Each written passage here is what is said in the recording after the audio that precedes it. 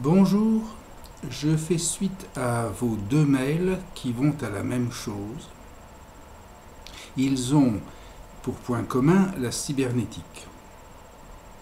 Tout d'abord, en faisant suite au mail de MG,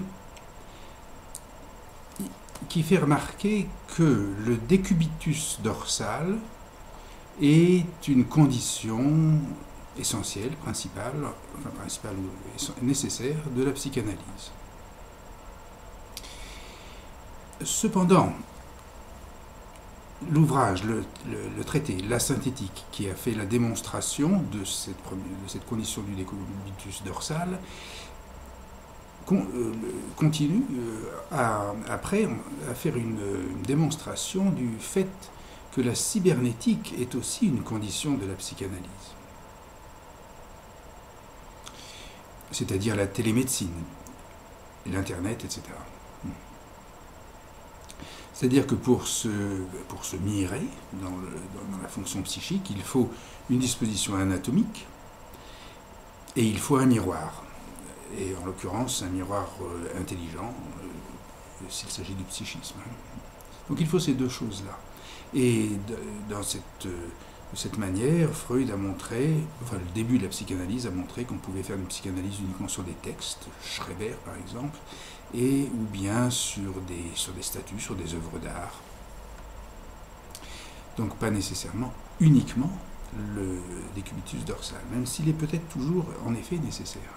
Mais alors, venons-en à la question qui intéresse en commun. Sur cette base que je viens de dire là, MG pose la question se demande pourquoi est-ce que la psychanalyse n'est pas plus étendue dans la société.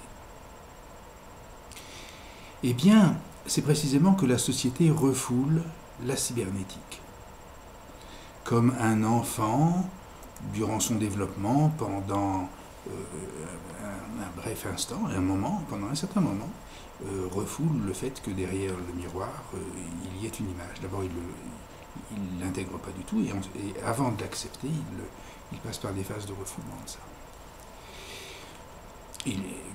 Donc que ce qui est derrière le miroir, que ce qu'il voit, est cybernétique ou en tout cas virtuel. Alors, ce refoulement, eh bien, puisque MG fait référence à Jean-Pierre Bègue, j'indiquerai que Jean-Pierre Bègue en témoigne, il le montre. Et deuxièmement, pour le mail de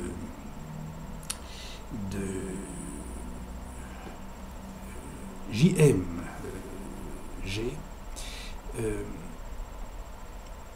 la séance de cyber-citoyenneté qui doit avoir lieu le 8 avril à 20h30, 15 rue des Chèvreries, eh bien, risque de faire aussi cette démonstration du refoulement de la cybernétique par la société. Et on peut voir en effet dans ma correspondance à Bègue, à un moment, j'indique quelle est ma situation en tant que transmetteur de cette cybernétique, ou de la conscience de cette cybernétique dans la société, quelle est ma condition. Et tout cela témoignant donc de ce refoulement. Donc nous sommes, pour résumer ou pour saisir comme ça une réponse à la question telle que la pose JMG, c'est alors quel est le rapport entre il faudrait que je traite du rapport entre la cybernétique et la politique, et suspendre, parce que les résistances sont trop fortes, la question de la cybernétique et de la psychothérapie. Mais précisément, la psychanalyse